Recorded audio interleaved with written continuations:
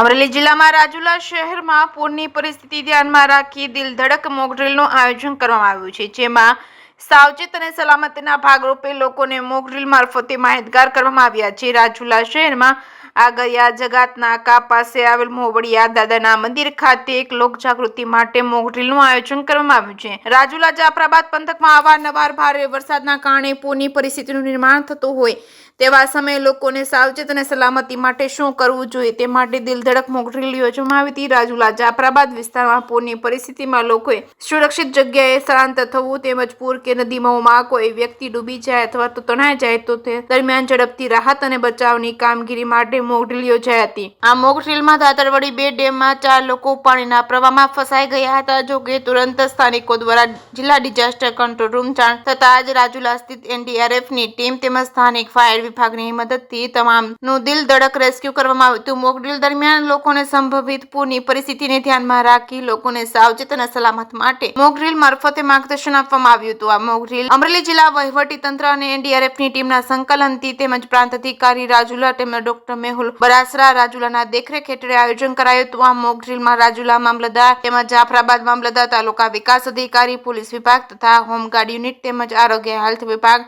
નાયબ કાર્યપાલ ઇજનેર, માર્ગ અને મકાન વિભાગ તેમજ સ્ટેટ રાજુલા તેમજ સિંચાઈ વિભાગ ઇજનેર તેમજ પીજીવીસીએલ વિભાગ સહિતના વહીવટી વિભાગની ટીમ ઉપસ્થિત રહી હતી. જેકે સિંહ ગુજરાતી સાથે ધર્મેશ મહેતા, રાજુલા.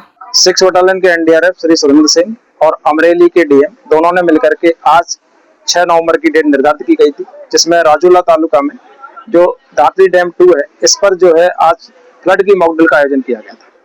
फ्लड की मॉकड्रिल का आयोजन उस परिप्रेक्ष्य में किया जाता है कि यदि कभी बाढ़ आती है और बाढ़ के हालात बनते हैं तो हम जो है किस प्रकार से ग्रामवासियों को बचा सकते हैं, विक्टिम्स को बचा सकते हैं और कितना जल्दी और किन किन तरीकों से बचा सकते हैं. आज बहुत टाइप के तरीके बताए गए कि हेड टॉ, चिन टॉ और अनेक विधियां बताई गई कि हम जो है जो गांव का घर का जो कवाल होता है उसको भी यूज करके हम किसी की जान बचा सकते हैं. डीप डाइवर्स हमारे कैसे बचाते हैं, बोट से कैसे बचाते हैं, लाइफ बॉय से कैसे बचाते हैं, अलग अलग टेक्निक्स बताई गई और बाकी एजेंसियों का जो है आपसी तालमेल देखा गया.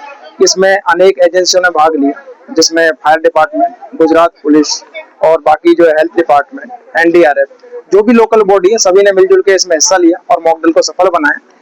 इसमें कोऑर्डिनेशन देखा जाता है, समय देखा जाता है और उनकी एफिशिएंसी देखी जाती है कि किसके पास क्या इक्विपमेंट है, क्या वो ये काम करने में कैपेबल है, कितना टाइम लगाती है, सबका टाइम नोट किया गया और ये अनेक प्रकार की विधि बताई गई जिससे कि हम जो है विक्टिम्स को बचा सके और जो है उनको सफलतापूर्वक ऑपरेशन करके उनको इवेक्यूएट कर सके. રાજુલા જાફરાબાદ બંને તાલુકાઓ જે પૂર સંભવિત વિસ્તાર તરીકે જાણીતા છે. આ વિસ્તારમાં અવારનવાર ભારે વરસાદને કારણે પૂરની પરિસ્થિતિનું નિર્માણ થતું હોય છે.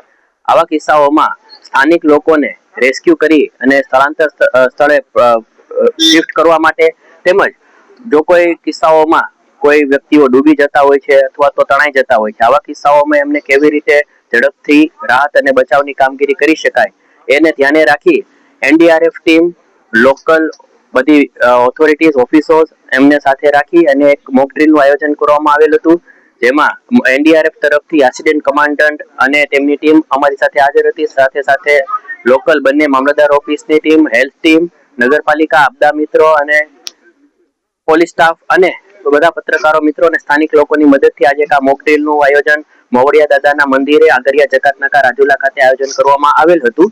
અને આ મોક ડ્રીલમાં સ્થાનિક લોકોને અને હાજર રહેલ તમામ સ્ટાફને પૂર વિસ્તારમાં અને આવી કોઈ પરિસ્થિતિમાં કેવી રીતે એસઓપી નું પાલન કરવું છે એ ડિટેલમાં સમજાવવામાં આવેલ હતું અને આ મોક ડ્રીલ સફળતાપૂર્ણ પૂર્ણ કરવામાં આવેલ છે.